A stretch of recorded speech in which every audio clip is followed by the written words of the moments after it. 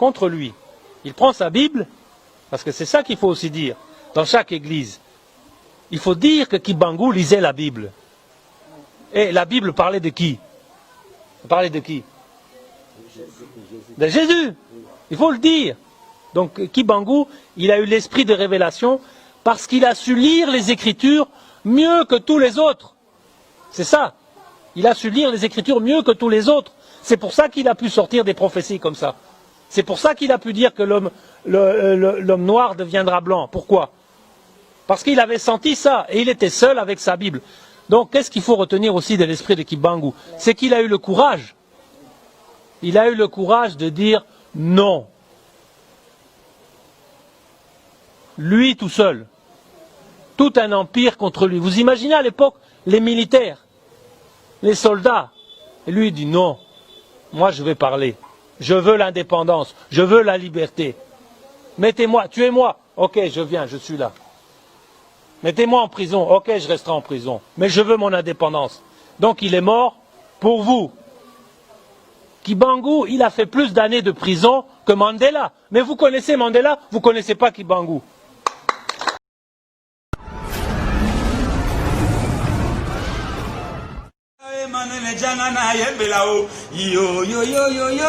Kubu Kanate, Sabuni na Radi TV. Radi TV, théâtre ya sol, ma film ya sol, ma gag ya sol, ma émission ya sol, Radi TV. Ma amour, c'est Manuel. Bonjour, bonsoir, ça dépend de R.O. Bokozwa. Émission la biso Bandeko, peuple congolais dans le monde entier, est-ce que vous allez? Toi, kolobela bino na tina ya Fumu Kimbangu.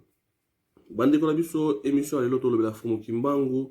Komona makambo oyo minene oyo asala yango toza ko bitu na pourquoi na Congo na biso toza ko reconnaître Fumu Kimbangu tia.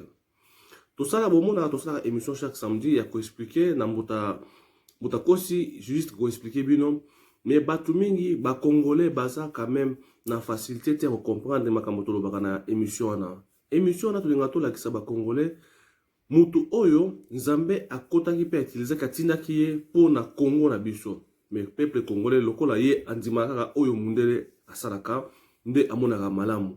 Mais soki bolandi histoire oyo tozui bande konanga nyoso oyo ya Fumu Kimbangu mundele akomi ko comprendre grandeur ya Fumu Kimbangu na tina oyo Nzambe atindaki na kati ya Afrika na kati ya mboka na biso Congo. Mais biso moko ba congolais toza ko reconnaître te ba valeur to grandeur ya prophète oyo Nzambe atindaki biso pona Congo na biso. Et on toye ko sala analyse to émission biso ndeko na ngai congolais eskozali ba indien bazana oyo Nzambe asala descendance parce qu'à chaque mboka bazana ba descendant na bango oyo Nzambe atindaka liboso pona nini po ba garder mabele na bango po ba sala ki mabele na bango wana Nzambe ayebaki kopona lelo ekomi chaque pasteur a un message Nzambe apesaka ye, chaque pasteur a un prophétie, chaque pasteur dans l'église nous en tout cas comme pasteur ndenge tout monde na ba église tout le monde va tondaka toujours ebele ba maladie oyo esila raté ba problème esila raté pour na mboka na biso. Mais le seul personne oyo asenga te indépendant oyo akufela pour na indépendant ya Congo eza Fumu Kimbangu. To kotila bino ba élément oyo eza ko lakisa ba preuve ya Fumu Kimbangu mundele aye ko démontrer ma grandeur ya Fumu Kimbangu na ba oyo basi batanga aza ko expliquer mundele azo expliquer makambo ya kimangiste koleka na congolais. So biso moko ba congolais histoire na biso il faut to libanda baya ko betela biso ba expliquer mboka na biso to biso moko toza capable ya kosala histoire te to bato oyo nyoso ya mayele ya mboka na biso ba oyo nyoso ba botama liboso ba oyo nyoso ba vivre ba époque nyoso oyo ibandeliti lelo to moye basala ta moi bouquet même revimo boy po ba bana na biso ba comprendre mboka na biso za nini évoluera nini to ezate to eza participer ma ya komona ke mindele baza ko zwa toujours avance ya makambo ya Congo ya mboka na biso mundele yeo aza ko me ko expliquer ba makambo nyoso ya Fumu Kimbangu na comment ya kende kozwa wapi na Washington kota kende kozwa livre to nani oyo Fumu Kimbangu asala ba comment historique na ye bande ko na ngai.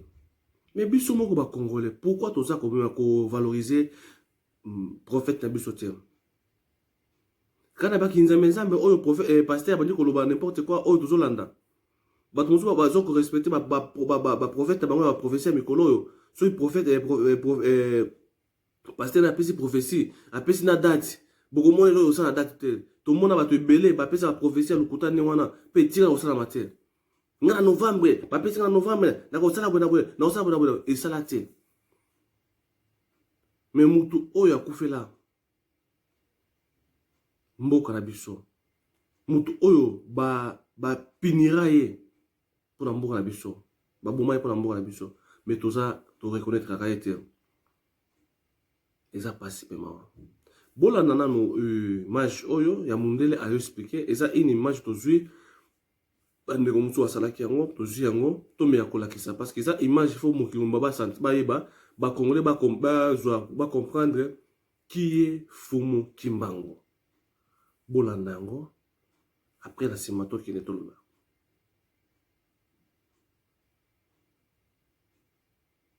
Qu'est-ce que vous assure que c'est vrai, ce sont des paroles que Kimbangu avait laissées? Bon, écoutez, c'est marqué, hein, traduit à partir du texte original en Kikongo, conservé à la bibliothèque du Congrès américain de Washington. Vous êtes kimbanguiste? Je ne suis pas kibanguiste, je suis sympathisant des kibanguistes, oui, mais je crois à la parole de Mfumu Kimbangu. Vous croyez, oui, mais qu'est-ce qui fait aujourd'hui que l'homme noir n'ait pas cette connaissance? Moi, je pense que c'est aussi la conséquence du fait qu'on a tellement combattu Kimbangu à travers le système éducatif. Les autres communautés religieuses ont combattu Kimbangu, ce qui fait que ce que vous connaissez de Kimbangu n'est que parcellaire. Ce n'est pas une connaissance, et puis la connaissance n'a pas été réunie. C'est ça aussi. C'est-à-dire que l'ensemble de ce qu'a dit Kimbangu, il y en a une partie qui se trouve à l'église kibanguiste, il y en a une partie qui se trouve chez Mokoto, il y en a une partie qui se trouve chez des catholiques, il y a une partie qui se trouve chez des protestants, il y a une partie qui se trouve chez pas mal de personnes, mais qui sont isolées et qui ont cette connaissance. Il faut réunir cette connaissance pour justement savoir l'ensemble, pour avoir une image de l'ensemble. Mais d'un autre côté, si vous posez la question pourquoi on est là aujourd'hui, mais c'est aussi parce que vous ne l'avez pas encore tous reconnu. Donc je dirais, Kimbangu a été combattu, mais en même temps, chacun doit faire son effort, c'est-à-dire rechercher Kimbangu, connaître ce qu'il a dit. Effectivement, vous avez raison de dire qu'est-ce qui nous dit que c'est vrai. Effectivement, qu'est-ce qui nous dit que ça c'est vrai? Mais c'est facile, hein. Il l'a dit, il y a des témoins. Il y a des personnes qui sont encore qui peuvent témoigner de ça. Et ces personnes, elles vivent où? Elles vivent au Congo. Donc il suffit de réunir l'ensemble des témoignages de ces personnes et vous verrez que c'est conforme. Moi, je vois pas pourquoi on mettrait une prophétie pour l'inventer, sincèrement. C'est pas une façon de nous flatter, nous Congolais, pour qu'on vous laisse un peu de temps de rester dans notre pays? Qui va flatter? Qui? Peut-être vous. Tant que blanc, moi j'essaie de vous flatter. Et pourquoi je voudrais vous flatter? Quelle serait mon intention de vous flatter? Vous n'avez pas d'intention. Mais je dis, dites-moi, si vous pensez que j'ai une intention, pourquoi je vous flatterais et quelle serait mon intention, selon vous? Puisque vous posez la question, c'est que vous avez une idée. Il n'y a personne derrière vous? Non, pas du tout. Écoutez, non, pas du tout. Et puis, si je faisais ça, je serais donc hypocrite. Je chercherais à vous tromper. Mais vous savez, je crois que l'esprit Congo, si on essaie de le tromper, on prend des risques. Hein. Qui est Kimbangu pour vous? Kimbangu, pour moi, c'est l'esprit de vérité, justement. Vous voyez? Ce que je ressens, c'est quelqu'un qui a l'esprit de vérité. Donc, quand il dit, imaginez à l'époque, Kimbangu, il est là à l'époque, il a tout un empire colonial contre lui. Il prend sa Bible, parce que c'est ça qu'il faut aussi dire, dans chaque église. Il faut dire que Kimbangu lisait la Bible. Et la Bible parlait de qui? Elle parlait de qui? De Jésus. Il faut le dire. Donc Kimbangu, il a eu l'esprit de révélation parce qu'il a su lire les Écritures mieux que tous les autres. C'est ça. Il a su lire les Écritures mieux que tous les autres. C'est pour ça qu'il a pu sortir des prophéties comme ça. C'est pour ça qu'il a pu dire que l'homme noir deviendra blanc. Pourquoi? Parce qu'il avait senti ça, et il était seul avec sa Bible. Donc, qu'est-ce qu'il faut retenir aussi de l'esprit de Kimbangu? C'est qu'il a eu le courage. Il a eu le courage de dire non. Lui tout seul. Tout un empire contre lui. Vous imaginez à l'époque les militaires, les soldats. Et lui il dit non, moi je vais parler. Je veux l'indépendance, je veux la liberté. Mettez-moi, tuez-moi. Ok, je viens, je suis là. Mettez-moi en prison. Ok, je resterai en prison. Mais je veux mon indépendance. Donc il est mort pour vous.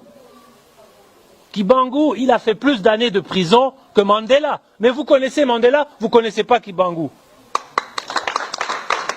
Combien d'années de prison Kibangu? 30 ans. 30 ans. Mandela combien? 27 ans. Mandela était un homme d'église? Il n'était pas un homme, il priait, mais il n'était pas un homme d'église.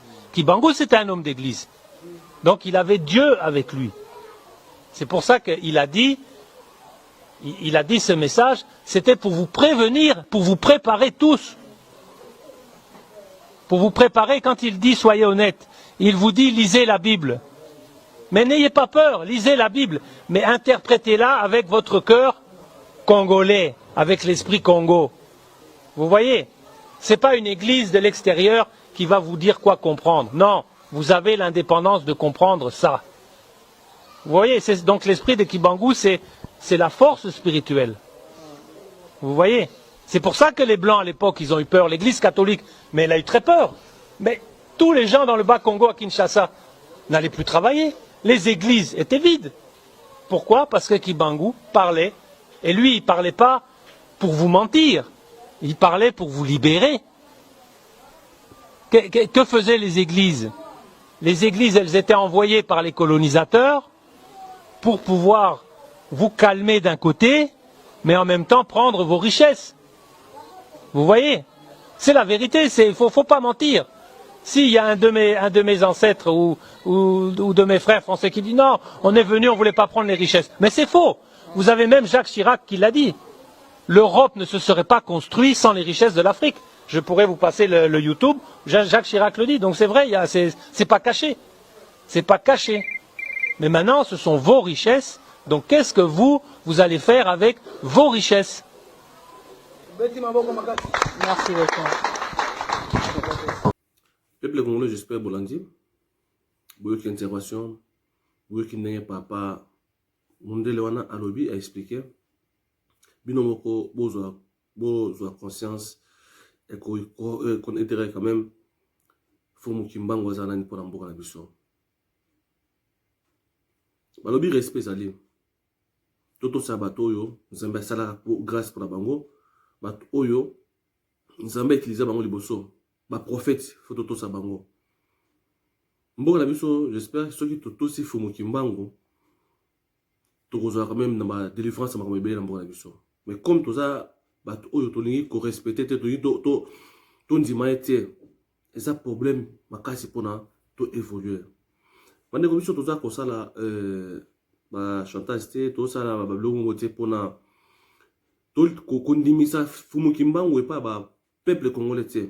Mais ça obligatoirement ya ba congolais nyoso bandima lokola tundimaka héros national Patrice Emery Lumumba. Mais ce que l'on dit, vérité à combat, moto babomela ki normalement pour mboka na biso ezala ki fumu kimbango moto oyo bolandi vidéo yo kine mundela lobby moto akufaki pour indépendant ya mboka na biso.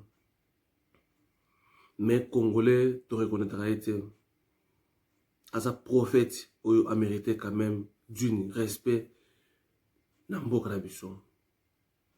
Histoire ya mboka na biso eza kokufa bana biso baotanga yango te biso totanga yango te na ba o baolanda biso baotanga yango te siko nani akoexplike ba ndeko na biso histoire ya mboka na biso toyebi histoire ya mboka na biso pas tellement bato mosusu bakombeta biso histoire ya mboka na biso totanga ba histoire ya ba français ya ba nani mais totira la jamais na ba belge totira la jamais kotanga mboka histoire ya mboka na biso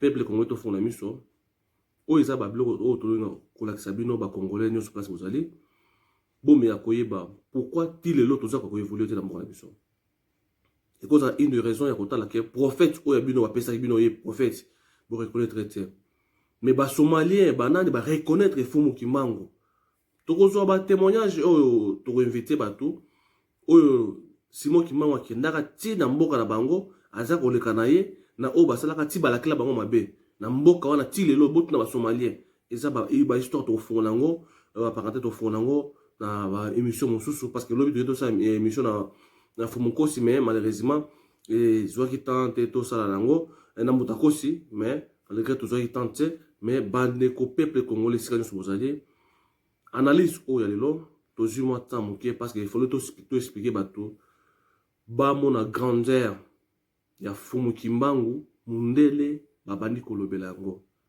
mi banzembo ya kala bayibi bayembaki bata ya kala bamindele bakozala na se biso tozala likolo ekokokisama selon prophétie ya Simon Kimbangu oyo nyonso aza na posa ya boyebi tosala barecherche ya kocomprendre mboka na biso parce que barecherche tosala mpe nyonso eza na kati te ya bagoogle wapi mpona kocomprendre mboka na biso mais tosala na mikolo baoyo babotama liboso na biso baoyo batikali nano na sagesse wana baexplike biso réellement makambo ya mboka na biso mpo histoire ya mboka na biso ebunga te parce que histoire ya mboka na biso ebunga boye bato oyo bavivraki moma wana so bazoexplike biso te biso bato oyo tozokokola mpo tozwa bahistoire ya mboka ekozala mpasi makasi.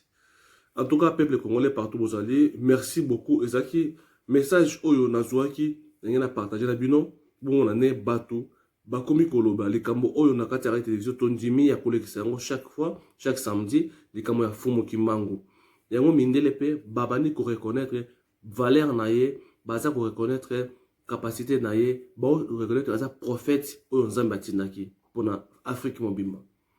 Merci na ba oyo nyonso bakozwa message.